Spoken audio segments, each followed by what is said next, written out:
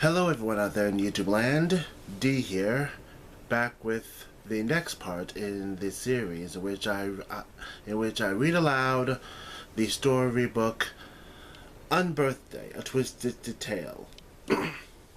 We last left off with Alice seeking to return to Wonderland, believing that it is in peril, with the White Rabbit and the rabbit hole she fell through being the keys. Let's continue with Chapter 5.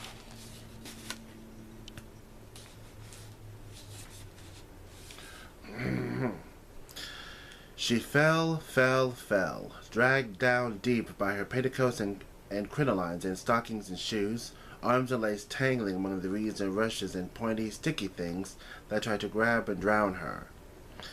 Self-preservation finally kicked in, and so did Alice's legs. A thought occurred to her as she thrashed and spun to push herself upright with her head pointing at the sky and her toes down below toward the depths. The water by the edge of the river hadn't seemed that deep. The bit off the bank she'd been watching ducks swim around was little more than a few inches, just enough for Frost to slip away in quickly when he came too close. There was no way she could float suspended in the water and kick and still not touch the bottom of her feet.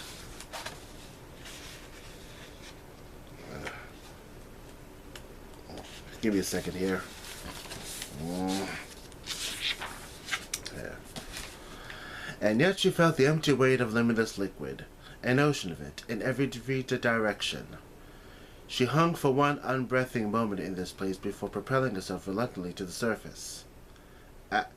Alice gasped as her head exploded out of the water, her hair an unbinding mane that shed droplets in rivers. She was sitting, of course, spraddle-legged and awkward, in a shallow pool. It was a decorative rectangular pool, as might be seen in a book about ancient Roman villas. There were some decorative plants, reeds, tucked in the corners in a naturalistic manner. They were red. Everything was red, actually. Alice pulled her arms out of the water with a cry, thinking she was covered in blood. As diamond-bright drops flew, she realized that only the pool itself was red, its tiles and the walls and floor around it. The water within was normal and clear, but refracted very, very red. Curious, Alice said, but a little sickly. She stood up and the water peeled off her. Had she been paying attention, she might have noticed that she dried quite a bit faster than was strictly natural. I did it! I'm not dreaming at all! I'm awake and alive, and in Wonderland? She was in what looked very much like the rest of a Roman villa, but all exploded and flat, or perhaps drawn by an uninspired and talentless student of the classics. The mosaics below her feet were set into what must have been different pictures and patterns, but they were all red. A single wall with a single doorway appeared before her, also red. Through the door in the distance she could see the beginnings of a lush forest, strangely dipping at the edges and very red, though if Alice squinted she could just make out organic shades here and there, a little bit of green or brown peeking through. The wall before her was redolent and moist. She squished towards it, feel still heavy from the copious amounts of water sloshing around in her leather shoes. Putting out a single finger, she delicately touched the wall. Red came away on the tip. She brought it to her nose. Milk paint, she murmured, not entirely surprised. Beyond the open door to nowhere was a pretty little orchard of orange trees, each and every fruit a perfect round red, like picture book apples. She felt very unsettled and anxious, as if something terrible had happened or was about to happen, like descriptions she had read about the battlefields in the American Civil War, when brother found brother in battle, wearing the opposite side's colors. Things were familiar but horrible. Everything was red and terrifying. If photographs came in color, she was sure her picture of the Queen of Hearts would have been in all these shades of red as well. Suddenly there came a terrible noise, horrible and loud and utterly uncategorizable. Alice flinched, covering her ears and hugging her head to try to drown it out, and probably getting red paint in her hair. The sound was a bit like a pile of something crashing. but a giant pile, a gargantuan stack of pots and pans. It was also a bit like a gong, like the tiny one in Mrs. Zhao's tea shop, but multiplied by 1,000 and played by 1,000 miniature mad monkeys. She closed her eyes and fell to her knees, praying for silence.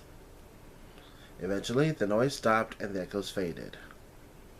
Alice unplugged her ears and saw that the sound had some effect on the otherwise empty landscape. Beyond the grove of orange trees, figures were now hurrying, hunched over, along the base of a high red wall that had just appeared, and was just a slightly different shade of red from everything else. A little whiter and dustier, as if it was older. A portcullis slid open, just wide enough for the creatures to slip through before it slammed down, locking them in. Then everything was still and silent again. "This doesn't seem very Wonderlandy at all," Alice observed. The landscape was empty of movement now. Not a single creature gyred or gimbled out in the open of the shadows. Not a Mom Rath, or mouse, or Bandersnatch, or any of the hundreds of other creatures that normally crowded the paths and byways of Wonderland. There weren't even any walking flowers. Mom Rath, Bandersnatch, I remember all of them now, and all the funny names, too, Alice realized with joy. She walked to the portcullis, for this was Wonderland, despite a strange new mood, and what else was there to do? You went to the obvious thing, the thing that provoked your interest, following whatever intrigued you like a child. That's how things progressed. Her body remembered trotting across the grounds of Wonderland with little girl excitement. Her adult legs were less prone to such movements. Still she strode quickly and threw an occasional half gallop when she could resist the urge no longer. Whether it was her perspective or her imagination of Wonderland itself, the wall grew taller much more quickly than it should have as she approached, suddenly looming over her like a cat about to pounce upon a helpless ball of yarn. Its facade was smooth, of course, except for lines and bumps where stone blocks met, and the occasional heart-shaped decorative keystone. There were no portcullis anywhere. "Of course," Alice murmured. The door had disappeared, as doors always seemed to in dreams when some place didn't want to be found. But a man had appeared in its place, as if he had always been there, and at this, too, Alice was unsurprised. He was all in black, the tired, worn black of a high-end suit bought at a second-hand market by a farm worker who harbored some misplaced notion about impressing his peers with an outfit ill-suited to outdoor toiling. Fashionably white trousers were tucked into high, hard leather riding boots. His waistcoat was crisscrossed with nautical-seeming belts that held muskets and bullets. The short jacket he wore seemed very proper, except that the golden fob clipped to a pocket led to a dagger, not a pocket watch. The man's hat was a dusty old bowler, but had a giant black plume sticking out of it like that of a child playing dress-up. His face was so real, Alice did a double take. There was nothing dreamy or hazy about his narrow, sharp nose, the pronounced ridges above his lip, the tired crow's feet around his eyes, or the sharpness of his dark red pupils. If she had any doubt at all that she was awake, this cleared it up immediately. He held a scroll and a pen and was going over what was written there very closely, and seemed utterly unsurprised that Alice now stood in front of him. All the VIP seats for today's tea time executions have been filled, he said, looking up only at the last minute, and then myopically, as if he were gazing at her over a pair of glasses. "Come back tomorrow. There's sure to be more then." "Executions?" Alice asked in shock, although from the terrible sounds and the hunched movements of the general redness of the place, this development was entirely unexpected. Plus, the Queen of Hearts and all. "Beheadings, you know. Off with his, her, its, etc., the man said, casually swiping his finger across the neck.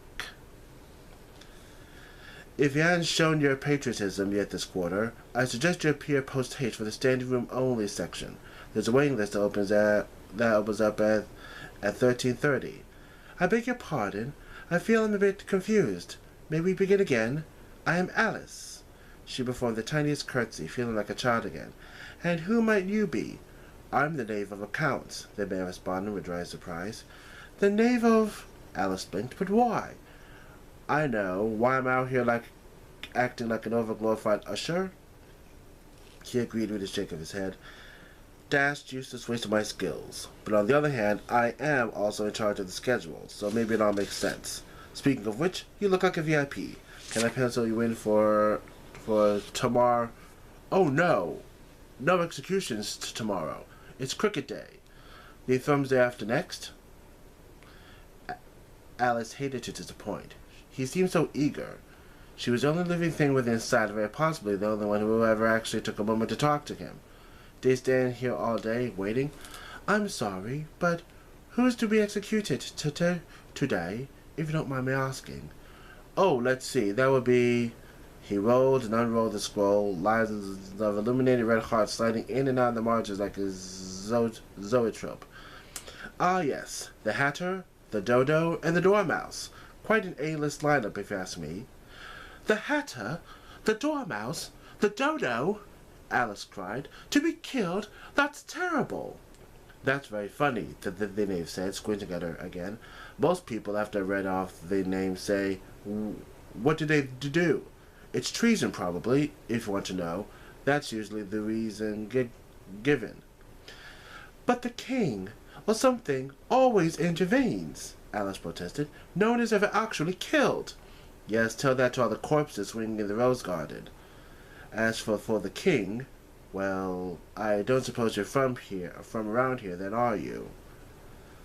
Far from it. She would definitely follow up on the king business later. As for now, she had friends in trouble. "I should say not. But please, when are they to be executed?" The knave pointed his right boot. At the tip of it was a watch Alice had noticed before. On the left boot was a brandy glass. "In about a quarter hour," he answered. "Oh, do let me in. I must stop this travesty at once," she said, desperately putting her hands out to find where the portcullis had hidden itself. "There is no use," the knave said sadly. "The VIP section is full." "But what about the standing room?" "Oh, that's the first to go, so people can make their quota. Also full, obviously." "Mezzanine?" "Filled with ladies of the court, I'm afraid." "I am trying to rescue my friends about to be killed. I'm about to commit what you would probably also call treason. And you still insist I need a proper ticket?" There's rules about these things," he said apologetically. "I'm afraid I left my gloves under my seat from yesterday," Alice said through gritted teeth. "In the excitement and blood, I simply forgot. I'll just dip in and fetch them." "Well-behaved girls don't lie," the knave said accusingly. Please do not attempt to inform me what well-behaved girls do or don't do, or assume I'm well-behaved or wish to be well-behaved, or even if I'm a girl. I'm 18 now, you know," Alice said frostily, drawing herself up to her full height, which was still a good deal shorter than the knave of accounting. "If being naughty saves the Hatter, I will be the naughtiest, most rascally woman you ever laid your unfortunate eyes on. Now open that door!" The knave blinked at her silently for a moment. Then he buried his face back into the scroll. "Perhaps there is a rule allowing patrons in to check for lost property." "Oh, for goodness sakes, let me have a look," Alice said, humphing. And on a whim, perhaps because the knave seemed to have issues with seeing himself, or because it gave her hand something to do, or maybe just an Alice fancy, she would never be able to say for certain later, she pulled out the monocle and popped it in. "Oh, I didn't realize you were in accounting too," the knave cried, looking at her in surprise. He held up a monocle as well, what he didn't use apparently. Not as fine looking as Alice's. It was trimmed in rusty grey metal and it hung on the largest chain. "Or legal. My apologies. Please follow me. Professional courtesy." He swept a bow, and at the same time the portcullis appeared, creating itself downward and then drawing itself back up. "Thank you," Alice said, with as quick a polite curtsy as she could manage. With her head held high, and while trying not to drop the monocle, she went through. Well, that's the end of chapter 5. Tune in. Well, that's the end of chapter 5. Tune in whenever for the next part. Be sure to like and subscribe. And until next time, stay big, everyone.